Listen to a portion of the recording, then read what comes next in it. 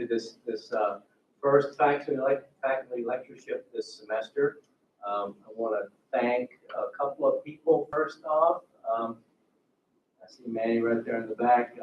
We always do the traditional introduction to the selection committee.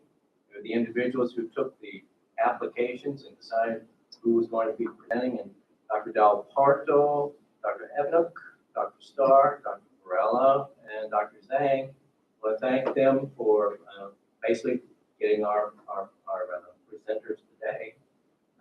And there'll be another one in next month, actually, just 1 month from now. Also, a thank you to John Hauser and Comm Services for facilitating the streaming of this lecture. That way we can have both best of both worlds. And traditionally, I introduce the presenter, but since there are presenters this time, I'll let Dr. Jeff Gentry, who is sort of the lead and the first chair of this, introduce his team, and then we'll proceed with the lecture. There will be refreshments, I'm told, at the end, after questions. We'll have the presentation, we'll open for discussion and lectures, and then we'll basically continue the discussions over refreshments. So thank you all for coming. Thank you very much, Dr. Montgomery. And yes, our team includes myself, Dr. Jason Evanook in Educational Studies, Ivana Mali in Biology, and Thanchira MJ Suryamonkol, also in Biology, who is an ENMU graduate in the master's program and now is a PhD candidate at Southern Illinois University. So I've always been fascinated by geography, including my MA thesis.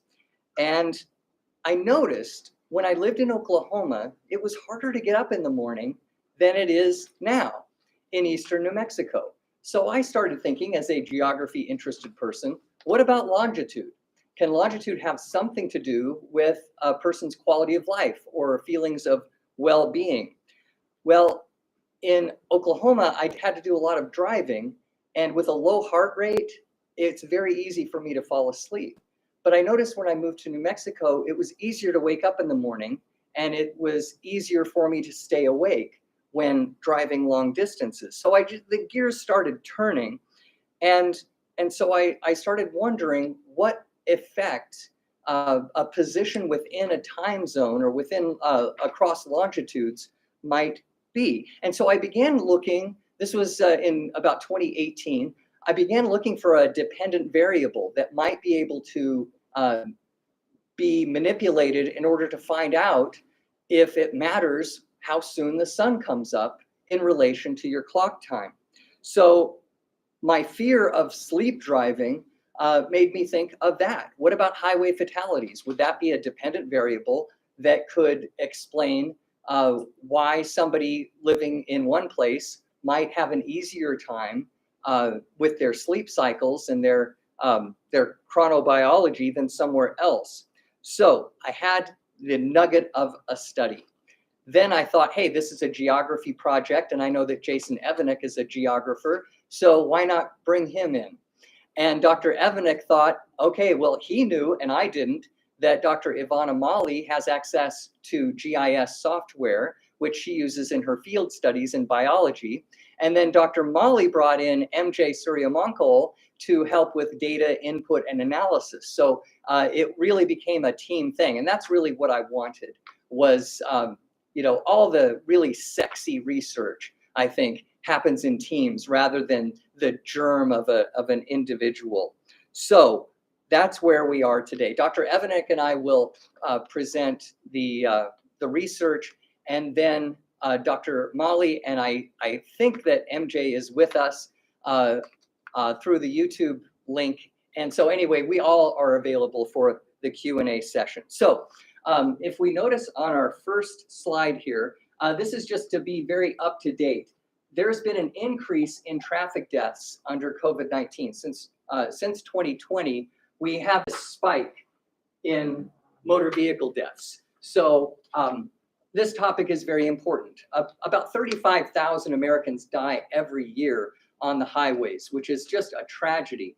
And it did jump. Some theorists think maybe it has something to do with frustration and anger about COVID-19, that maybe people aren't as polite on the roads. But anyway, this doesn't really represent the long-term trend though, because this graph starts in 1980, and today's, not counting this new blip, but generally speaking, we have only half of the per capita highway fatalities nowadays that we did in 1980. So this graph just shows the year-to-year variation. But highway deaths are a serious matter. And so I ask you, what do you think might be some contributing factors, other than, say, COVID-19, but in a normal year, what might contribute to highway fatalities? Time of day. The time of day. Early morning has a higher risk of fatalities than midday. Late at night, you bet. Any others? Alcohol, drunk driving, absolutely. Weather, yeah, bad weather can affect it. And there's one more biggie that I would want us to mention. Distracted driving, cell phones, and kids fighting in the back seat. So those are all things that contribute. So highway fatalities are a very complex dependent variable. And so there is some outstanding research on what might contribute to negative health effects based on time. And so this is Till Ronneberg. He is a Munich, Germany theorist who has really taken the torch and helped society understand chronobiology and what he calls the social jet lag hypothesis. And this is a really powerful hypothesis. According to Ronneberg, we receive 2 hours less sleep per night today in the Western world than we did 150 years ago. So before the incandescent lamp, before Thomas Edison's light bulb, we in Western society slept 2 hours more than we do today. And you can imagine that that is quite a significant difference. And he developed the social jet lag hypothesis to try to explain some maladies that affect some people more than others. And so his hypothesis is, in the social jet lag hypothesis, that this constructed environment with alarm clocks and electric lights and the news coming on at 10 o'clock no matter what, and school start times being set rigidly at 8 in the morning, this constructed environment, which is not necessarily natural, leads to what my colleagues and I call dysfunctional social time. That it creates a time universe that is not conducive to good health, right? And then Ronneberg says this leads to circadian misalignment, where we're getting our sleep at the wrong times, where we are eating when we should be sleeping, and we are sleeping at times that are not functional, and generally getting not enough sleep. And so it isn't just how much sleep, but when we get it, because the solar clock, the sun, is the most important factor that helps entrain or provide us with what we need to sleep, so that we can sleep when we need to sleep and be awake when we need to awake. And Ronneberg says that this circadian misalignment creates a host of physical and social maladies, some of which you can see right here. And I'm hoping that folks watching can see all the words here so I don't repeat them all, but things like sleep deprivation, obesity, dementia, and could traffic deaths be another result of social jet lag? That is what we're curious about. Is it conceivable that social jet lag could manifest itself in traffic fatalities? And if so, could one's location within a time zone have something to do with the social jet lag that would cause a higher rate of fatalities? So directly, and I just don't have a lot of time to talk about this, but we did find some very specific research that edged us closer to our hypothesis. And that is, of course, Ronneberg and others, Gu and Canterman found research that said that someone's location in a time zone, in other words, if they're at the far western extreme of their time zone, they're worse off. And in terms of cancer and heart disease. Then Smith looked at daylight saving time, and he concluded, based on his research, that in the United States we have 30 additional deaths on the highways because of the transition to daylight saving in the spring, when we're all tired because we have to get up an hour earlier. Okay, and then the big one. This made international headlines and got me going. I better get working on this research, or somebody's going to beat us to it. When Giantella and Mazzona found health impacts of social jet lag at time zone boundaries. They found higher cancer, higher obesity, and worse health outcomes for folks on the, well, what would be the east edge of a time zone boundary compared to the west edge. In other words, folks in Amarillo would have a worse time of it than folks in Portales, because we're on the eastern edge of our time zone, they're on the western edge of theirs. And so they found a pretty strong link between being on the wrong side of the time zone boundary and health effects, right? So that takes us to our study, which we are really excited about because we were able to look and do hard science, right? Jason and I don't always get to do hard science the way Ivana and MJ do, and truly interdisciplinary research, because we're looking at the science of biology, the social science of geography, and the art of rhetoric, because our argument is that time zones are rhetorical. This really captures theoretically the problem. These black lines represent what should be our time zone boundaries: Eastern time, Central time, Mountain time, and Pacific time. They all follow the 15 degrees of latitude or longitude that the sun tells us is a 24-hour day. But notice how many of these white counties are west of the barrier. These are in Eastern time, but should not be in Eastern time, right? And I could understand some maneuvering, but look how extreme the time zone boundary is, and they always push west. In Central time should end here. More than half of Texas should be in Mountain time. But the poor folks in Amarillo are getting up before dawn most of the year, and then with daylight saving time, you're going to compound that by another hour for 2/3 of the year. In Mountain time, this is what should be Mountain time, but look at all of these yellow counties west of the barrier. Pacific time doesn't have any of these weird locations, these counties in what we call eccentric time localities. Maybe they're better off.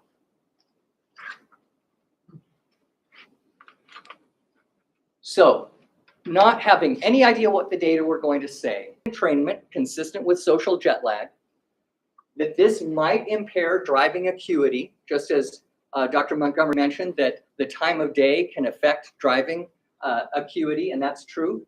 That impaired driving because of social jet lag is going to increase driver accidents, which might tend to push higher traffic fatalities. So let's look at is this research able to be found? Absolutely. The National Highway Traffic Safety Administration in the United States provides a fatality analysis reporting system, a FARS census, that very reliably tells us where people are dying on the highways. So what our study, or what we did with our study, is we took a look at all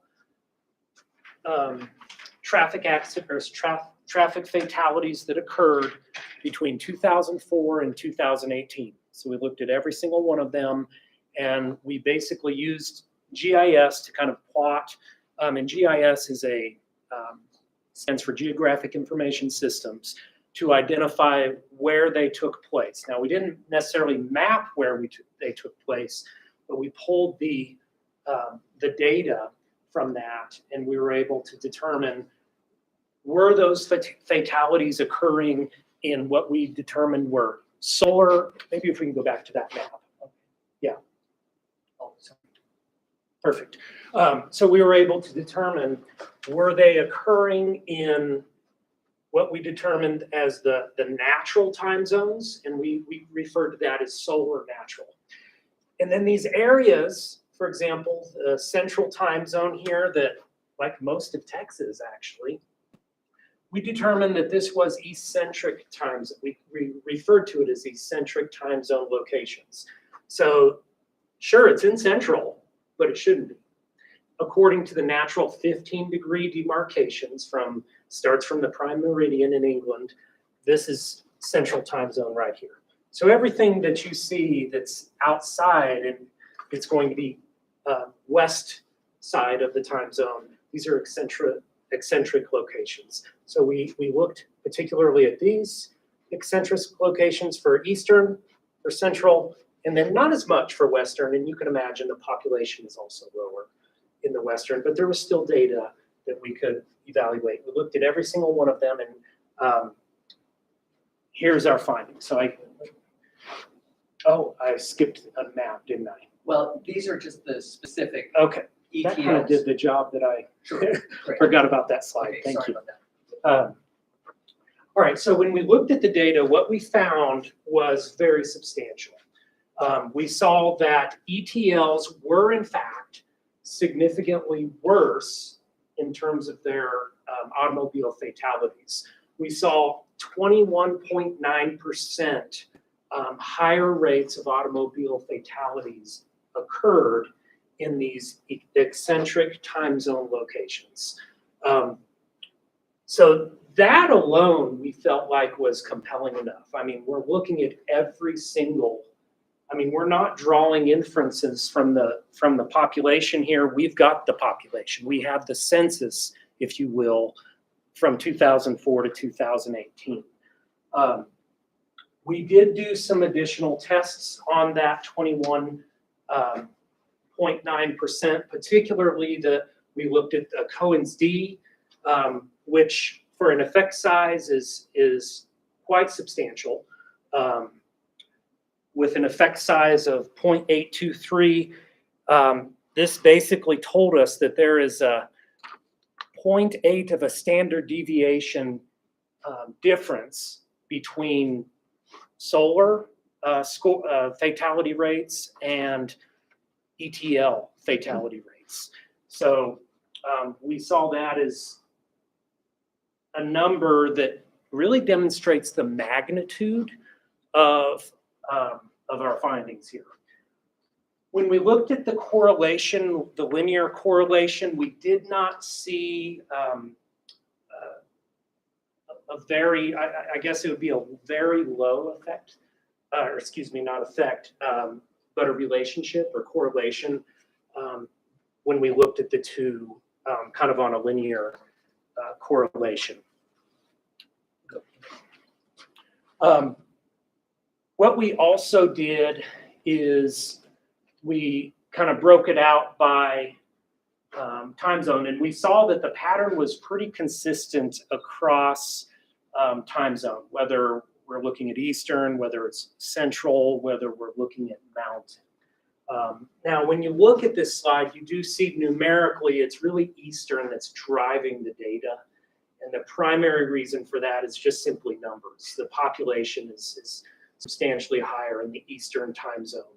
So it's really that time zone that's driving the data the most.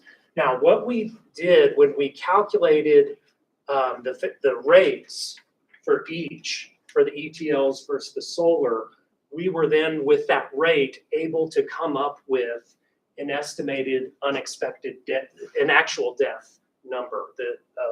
So in this case, 11,239 deaths is really what the difference is between these two rates. So, which we believe this number is very substantial.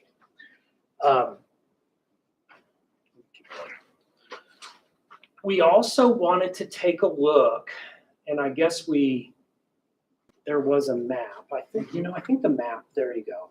Sorry, I'm kind of all over the place a little bit.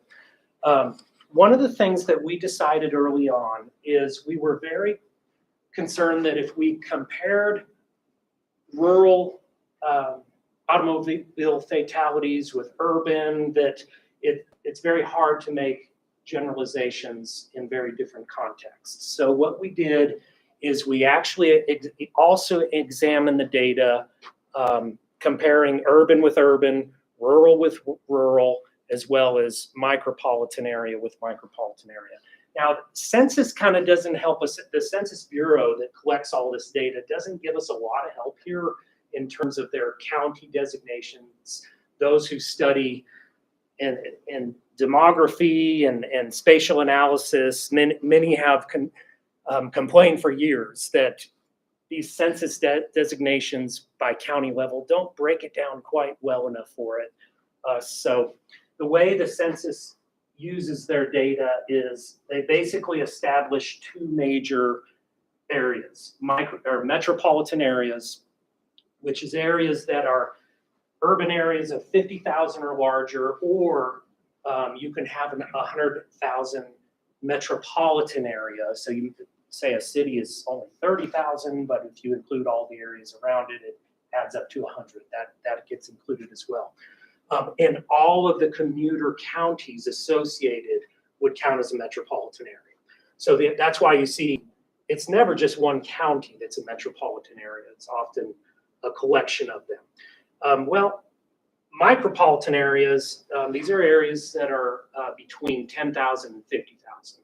So let's think about that for a minute. Is all of Southeast area, New Mexico non-rural? Absolutely not. So that's an example of a problem. It's less pronounced in the eastern part of the United States because counties are so small and they become more accurate at that point. But where you have large counties in the West, you do have some data difficulties. All that aside, we still wanted to look at rural versus rural, micropolitan versus micropolitan, as well as metropolitan versus metropolitan. So when we did that, we were quite surprised. I think it's the next one. Oh, I'm sorry. Oh, there it is. We were quite surprised by what we found when we looked at that. We saw that the ETLs were substantially worse in the metropolitan areas as well as the rural areas, but the micropolitan areas not as much. We discussed that a little bit in our conclusions, but the thought is here with the micropolitan. Well, if our hypothesis is that solar jet lag from these time zones, eccentric time zones, is leading to more automobile fatalities, then I think it's logical to say that longer drive times are going to be a factor in that solar entrainment. Well, where do you have long drive times? Well, rural areas are known for having very long drive times due to workers, driving often to 50 to 100 miles per day for work. We even see that around us here in this county, as well as metropolitan areas. You get the more of the lengthy commute times there as well. Micropolitan areas might just be kind of that nice spot where you don't have as many of the long commute times, just simply because of the kind of that nice medium size to it. So that's a possible reason for why ETLs actually were a tad bit better in terms of automobile fatalities. That was the only data point in the entire study that really didn't support our hypothesis. So that was, I guess, the potential conclusion on that number. So more meaningful conclusions, though, I'll let Dr. Gentry speak to that. Great, thank you. So we had some conclusions from our research that you can see here that we're pretty excited about. That Dr. Ronneberg would be very pleased to see that, that our research supports the social jet lag hypothesis, extending it to include longitude. That 21.9% higher vehicle fatality rate in the eccentric time localities shocked us. with the large number of unexpected deaths that you can see there, 1,285 per year. And so to compare, Wright in his study was very concerned about the transition to daylight saving time in the spring.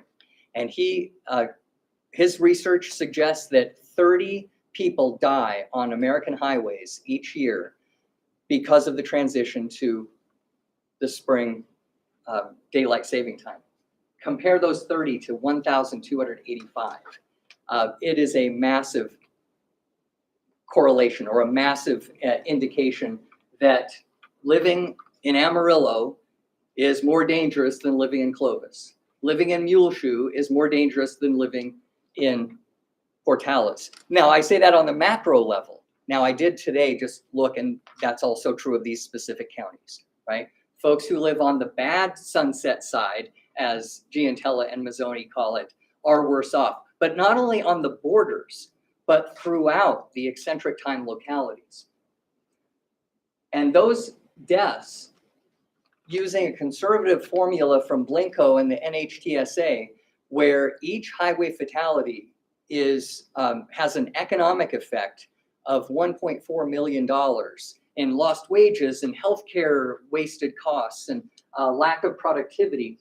In straight economic terms, that would add up to $1.8 billion each year because of a bad time zone boundary. And we looked further, and I spoke to my statistics professor from long ago, Amy Johnson at the University of Oklahoma, and she said, well, on COVID, they're talking about years of life lost. The average person who dies of COVID-19 loses 13 years of life, and that is very tragic. So that means that the average COVID death is at age 65, and the average American lifespan or life expectancy would be 78. So that's 13 years. But a highway death, each highway death averages age 40. And so you can see how tremendous it is. The highway fatalities are the 13th leading cause of death in the United States. But in years of life lost, highway fatalities are number 7. So you can see how many years each highway death on average costs individuals. So we're talking about a very important addition to the social jet lag research. Now, we do have some limitations on our study that we want to report, and that is, the fact that we had an 11% person correlation between ETL and fatalities.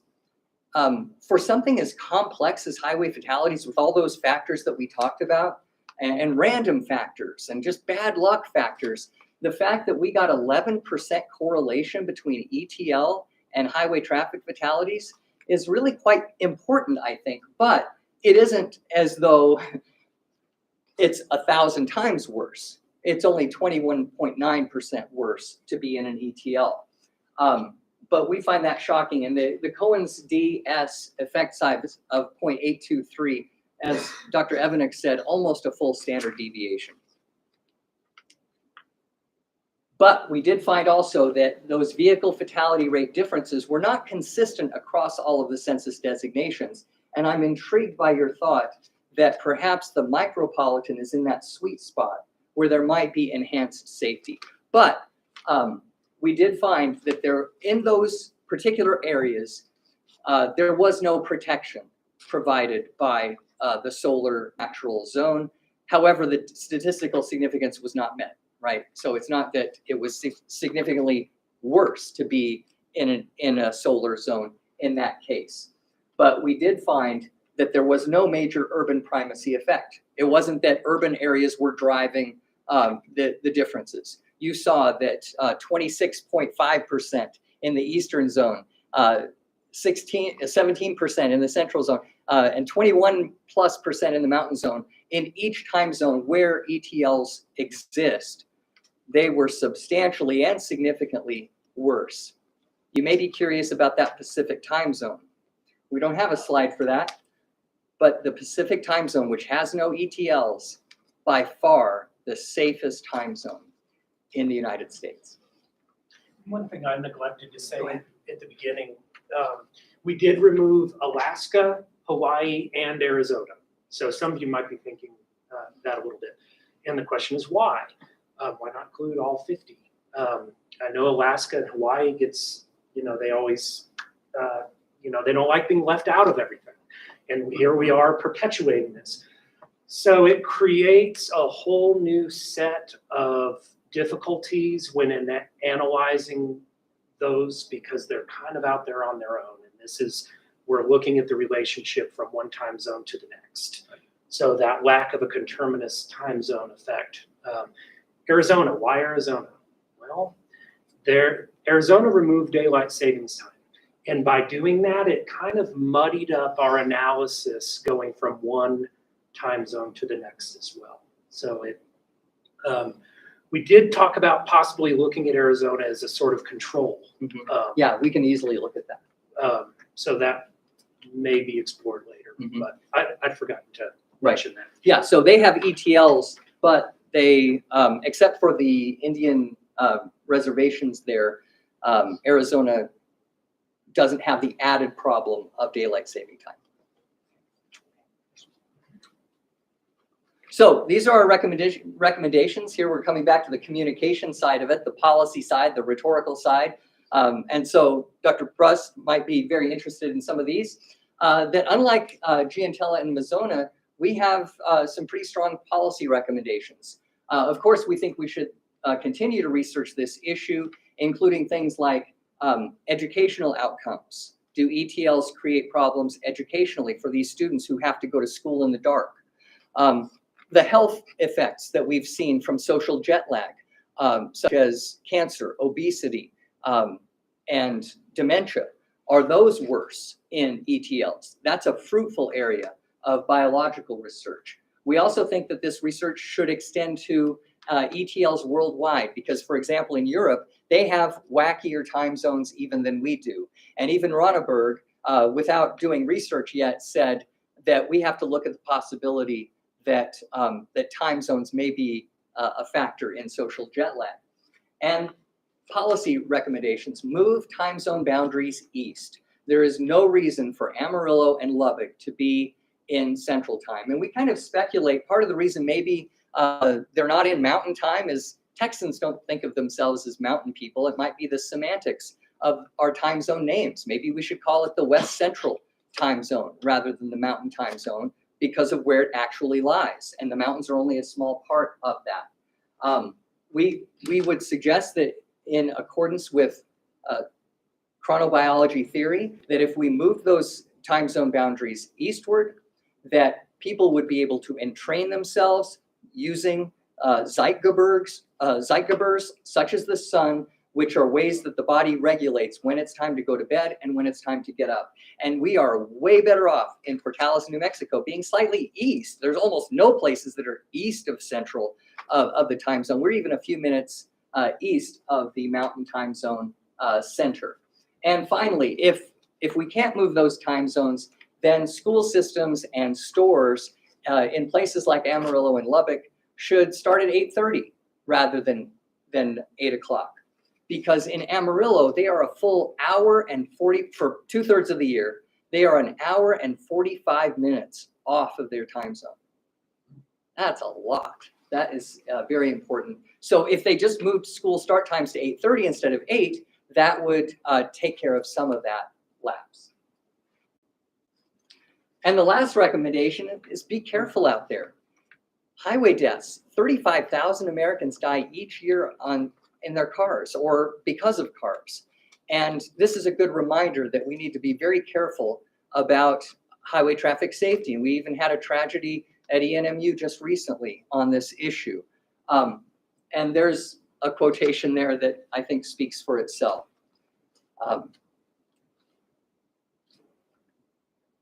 So in conclusion, chronobiology theory, oh yeah, and these are our key sources. Dr. Evanek put 11 of our 33 sources. These are the key sources. And if anybody wants to see any of this material, please let us know. But chronobiology theory is highly heuristic. In our case, we hypothesize the existence of a phenomenon based on established theory. We looked for it and we found it. We agree, therefore, with Ronneberg, who argues it is time that the profound knowledge of clock research reaches everyone in our society. Interdisciplinary research such as this can help support theory building in communication, biology, and geography while sparking better informed social policy. Thank you for your attention today. And we're all handy. 36 minutes, that's not too bad, Dr. Montgomery, right? We have some time for question and answer. Because they haven't gotten started. Oh, okay, that's more incentive. So I don't know if you want to stand with Dr. Molly, if you want to come closer. Yes, Dr. Lorenz. First of all, thanks for the presentation, very interesting data. In terms of your data set, did you look at times of accidents, fatalities, in terms of trying to explain what you're saying? In essence, and I know you all put some good citations up there, in terms of the circadian clock and re-entrainment of the circadian clock, the diurnal rhythms in hormones is extremely important in terms of sleep-wake cycles. Was it more pronounced in differences in early morning than it would be in afternoon and later in the day? We did not look at that. We don't have the data for that. However, we're assuming that in each time zone, things are going to be similar in terms of, yes, we do know that according to Wright, there are more accidents in the morning than there are in the afternoon and more accidents in the late evening. But we had to assume that that would come out through the wash and there wouldn't be any specific reasons why ETLs would have a worse morning than somebody else. But Dr. Molly, would you want to talk to the science? Yeah, but I don't think we have the data available even No. to look at that because the data set that we have doesn't show the time of each fatality. They just give us a summary of total per year, right, per time. Mm-hmm. And, and to kind of speak to that, one thing we were discussing a bit when we were talking about this yesterday is the next study really should address, should we go that direction. What we'd like to do is do a more in-depth dive into sampled ETLs and sampled perfectly solar counties, and to look at every single fatality that actually occurred there for things like time of occurrence, cause of police reports, even Fatigue. What led to the auto, was someone on the phone? Was it the being tired, that sort of thing. So we would like to kind of take a case study approach and sample some ETLs and solar counties and kind of take that deep dive.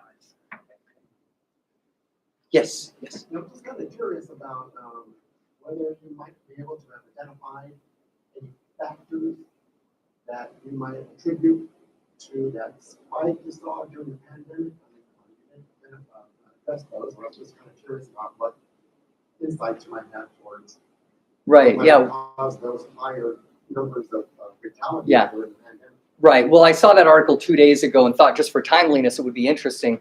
But the authors, this is like brand new data, and so it's only speculation. But the author of the article that I just read 2 days ago said that it could be frustration and anger, basically COVID fatigue that might reduce driver acuity. Dr. Bruss. Oh, yeah, well, thank you very much. Very, very interesting. I guess it's a follow-up to Vice President Lorenz's question. I'm not quite sure. And also forgive me because I don't have a statistics background, so maybe it's kind of the answer, sort of, I don't know.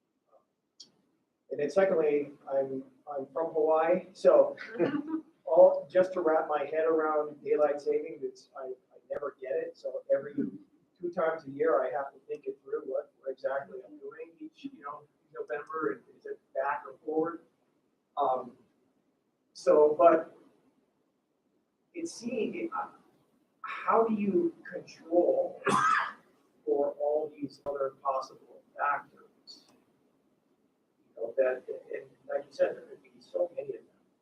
It seems like you were kind of alluding, maybe you have to do that case by case analysis to really say that this is really a significant, detail, a significant factor, because you got to rule those other things out, or is it somehow ruled out statistically through your statistical programs or something?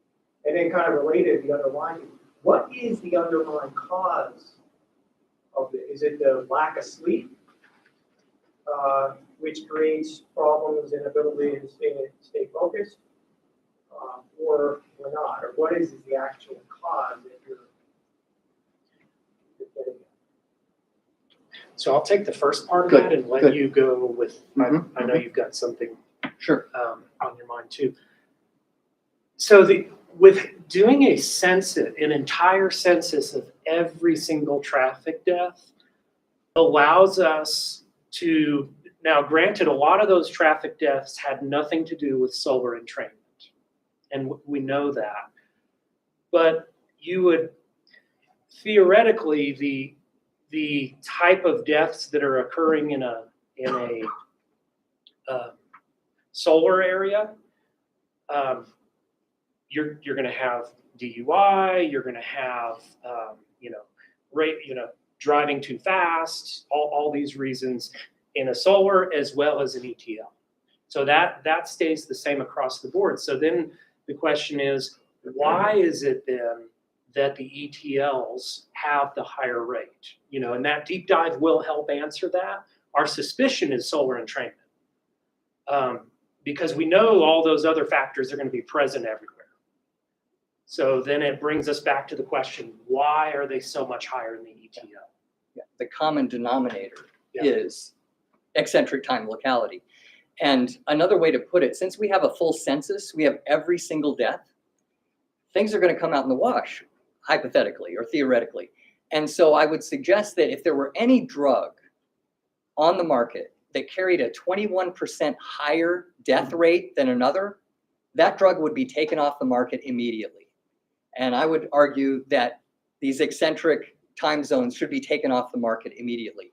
The other thing to answer theoretically, that's what this chart tries to show, is that if you have a misaligned time zone, that's going to disrupt normal circadian entrainment, okay?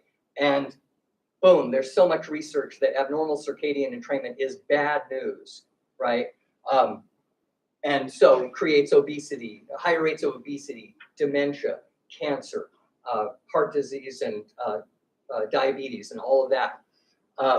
And we would suggest, based on the correlations that we found, impaired driving acuity, because people are sleeping when they should be awake, and they're awake when they should be sleeping. They're not entrained to the sun the way humans have been for 200,000 years.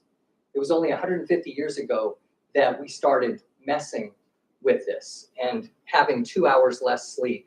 And in our case, drawing time zone boundaries that really don't make sense. So if this is true, absolutely impaired driving acuity is going to create driver accidents, and some of those accidents are going to be fatal.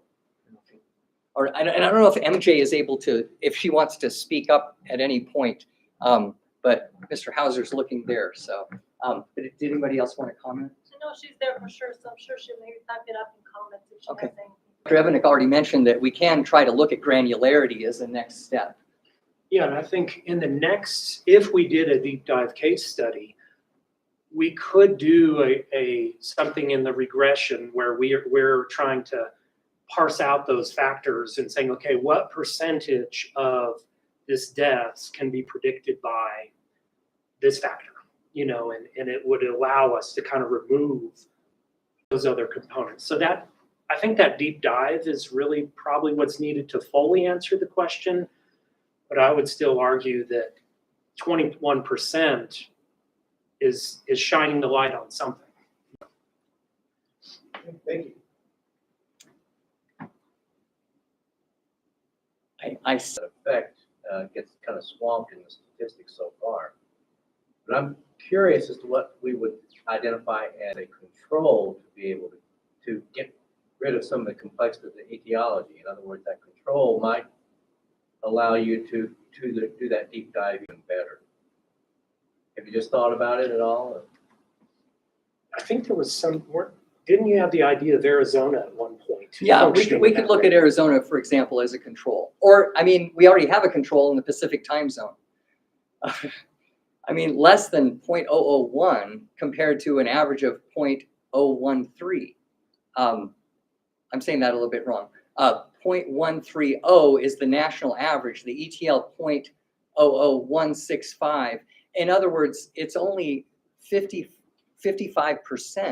And compared to ETLs, the Pacific, thank you, Pacific time zone has half the deaths per capita compared to all of the ETLs.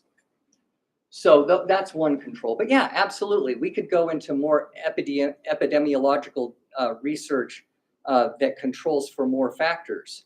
But on the macro level, you know, we've got some very shocking results here.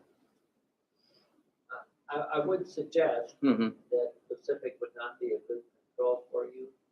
The actual control would be the counties, et cetera, in the natural That's right. versus across the map. Which is Right. what If we you're did. gonna That's find exactly what we differences did. by Which is zone. what we did. Yeah. Mm-hmm. Right. Yes. Unsophisticated question here. How did you deal with fatalities of residents not in that zone? But, Right. NHTSA has that, and I'm trying to remember if it mattered where the person was from. I don't think it mattered where the person was from, but people die at a higher rate in these counties. So that's not, you know, it's not like we don't know if they were on a cross-country trip, but even if they were, the night before they were in an ETL, in all likelihood. but didn't have the characteristics of residents in that. Yeah, right. Again, we're looking at macro data, and we can't tell you. You know, in my master's thesis, I looked at regional variation in communication apprehension, and I made the control that just because somebody went to college in a certain place didn't necessarily mean they represented that place. So I looked at their hometown too, to make sure they were in a hometown that was in the same geographic region, cultural region. So, you know, that's a good way to control for that, but we couldn't do that in this study. So that's a sophisticated question.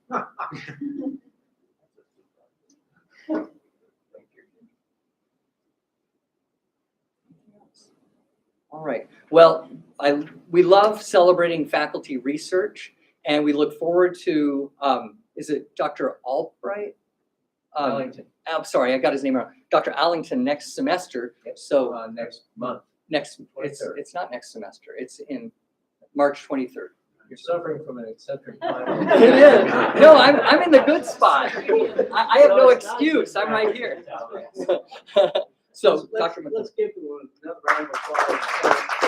And we can take this outside and have some refreshments and keep up the dialogue. Thank you so much. Thank you.